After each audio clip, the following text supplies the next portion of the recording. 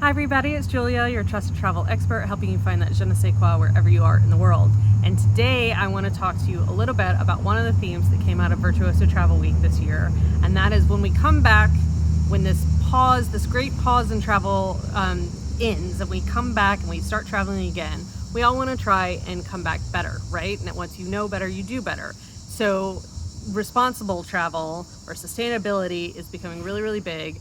And this one particular company gave a fantastic example of how they have built sustainability into all of the different principles in their company, and it's leading to profitability and client satisfaction. So it can be done. And they looked at it in three different kind of categories: care of the land, care of wildlife, and care of people. And so I'm going to go through each of those and kind of give you some things you can think about and even do yourself to travel more responsibly when we start traveling again. So under care of land, obviously that's just sort of the environment overall and the earth. And, there's lots of different things that you can ask about. You can think about, is the lodge or hotel that you're going to sustainable? Do they have sustainability projects? Is being green one of their, priorities? Are they LEED certified?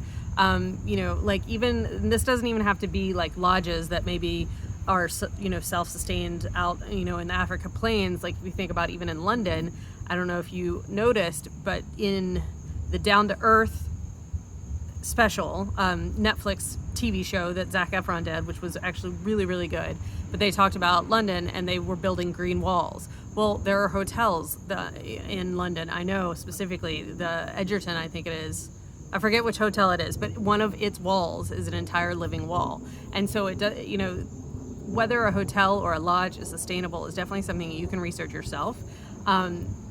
Also, something super easy that you can do not only at home, but definitely while you're traveling, is get rid of plastic. Please. I got this when I was on my expedition cruise earlier this year on Penat ship, but with Zegrim Expeditions. And they gave it to all of us, and every day we filled it up. We didn't even have to bring it, but obviously I bring this wherever I go now. I know in Africa we were given glass bottles that they wash and reuse, and we were not allowed to keep those, which I'm still really sad about because they were fantastic. But you can easily slip this into your bag, bring it with you. It's actually great to carry on into the airport, so then you can just fill up with water and you don't have to pay $5 for a plastic bottle of water. And again, the Down to Earth Netflix show talked about Paris's water system, where you can walk around Paris and fill this up from their public fountains, and it's clean water. It's very clean water. So get rid of plastics. Try to stop using plastic bags at the grocery store. Don't bring plastic bags. I know in Africa, again, several countries have outlawed plastic bags in general. So just try and think about that in your life day to day, but then also when you travel, really reducing the amount of plastic that we leave behind. So category 2 is care of wildlife. And so again, this is something that is a little bit more difficult for you to do just sort of yourself in general. You can definitely ask about a company's, conservation projects that they are aware of, or a lodge's conservation projects that they participate in. You can ask to visit visit a conservation or a wildlife refuge type place. Again, they did this, I think, in Costa Rica in the Down to Earth show. It is definitely one of the most enduring talks that we had, we were a group of agents, but I'm sure you can meet with either the Victoria Wildlife Trust or the anti-poaching unit there in Victoria Falls in Zimbabwe. And that was fantastic to learn about the different needs they have. I mean, it is money, let's be honest, but what they do, what the projects are doing, how you can help, that's wonderful. But another easy thing that is pretty well going out of style now, but it's definitely something that I'm extremely conscious of and will not advise a client to do, is those sort of, especially in Southeast Asia, all those, elephant rides, or take a picture with a tiger, any of those sort of staged animal activities. Actually, shark diving, cage diving is another big one that's on my list that I will not sell or recommend, because anything that is unnatural with an animal can lead to distress on that animal and the whole ecosystem around it. So that's an easy thing that you can make sure that you ask not to do, or ask about is no, or make sure you don't participate in, is unnatural animal experiences. Now the difference, those wildlife refuges or like elephant camps in Thailand, where they've taken elephants who used to be either worked or ridden or things like that, and they're rehabilitating them, they're never going to be able to be out in the wild anymore. So you can go visit those and donate money and learn about the animal in that way, but just please, none of those horrible elephant rides. I've taken elephant rides. It's awful. I mean, it's great because you get to interact with an elephant, but when you learn about what they do to the elephants, it's not good. So the third category is care of people, and this is one that I think is not really thought about. When everyone thinks about sustainability, they definitely think about the earth and the animals and things like that, because we definitely need tourism to highlight some of those animal conservation issues. But the people is really one of the biggest ways that tourism can impact a community, obviously with job creation.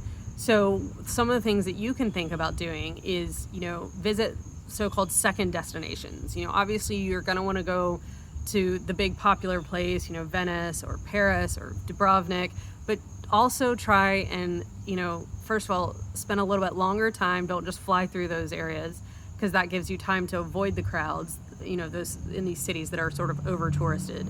But if you go to a second destination, that sort of spreads your wealth around.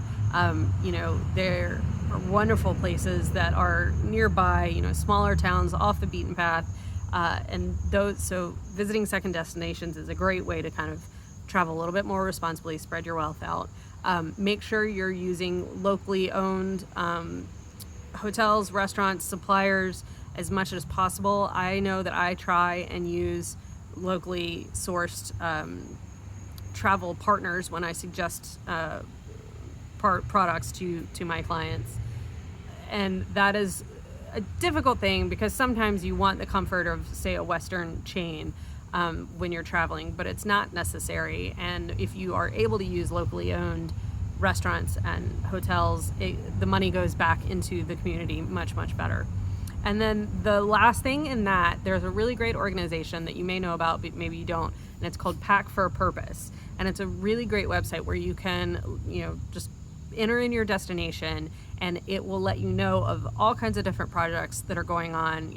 Maybe you can bring school supplies or clothes, donate shoes. I just learned about soccer cleats, tacos for ticos, another Costa Rica project. But Pack for a Purpose has all these different kinds of projects where you can, again, if you're already fitting in a water bottle into your bag, maybe you can add a little bit of space for some supplies that are readily available to you, but not to the people where you're going. And then bonus with that is once you donate them, you have extra room for tchotchkes and clothes and fun things that you want to bring back from the country. Again, hopefully purchased from local vendors. So those are a few different little things to think about when we start traveling again, for ways that you can travel a little bit better, a little bit more sustainably, and a little bit more responsibly. So that's it for this week. If you have any questions, definitely let me know. I know there's so many more opportunities and projects, but I just wanted to highlight a few. So that's it for this week, and I will talk to you next week. Bye-bye.